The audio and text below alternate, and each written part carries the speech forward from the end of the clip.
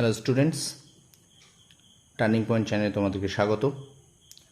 এখন আমি তোমাদের সামনে নিয়ে এসেছি ইতিহাসের বাছাই করা কয়েকটি প্রশ্ন, 15টি প্রশ্ন, যেগুলি আগামী আপকামিং যে কোনো পরীক্ষায় তোমাদের জন্য খুব উপযোগী হবে।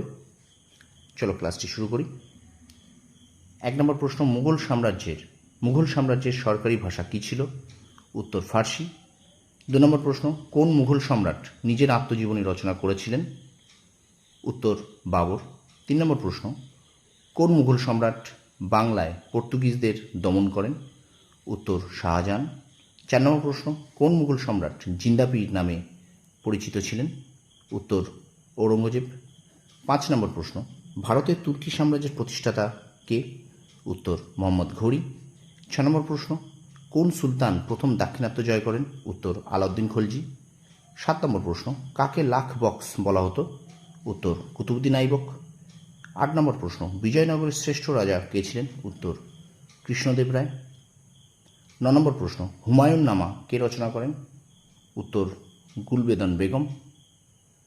10 নম্বর প্রশ্ন, হলদিঘাটের যুদ্ধ কাদের মধ্যে হয়? উত্তর 1576 খ্রিস্টাব্দে আকবর ও রানা প্রতাপ সিংহের মধ্যে। 11 নম্বর প্রশ্ন, চৌরি চৌরা ঘটনা কবে ঘটে? 1922 সালের 5 ফেব্রুয়ারি। 12 নম্বর প্রশ্ন, দেশীয় সংবাদপত্র আইন কে রদ করেন? উত্তর লর্ড রিপন।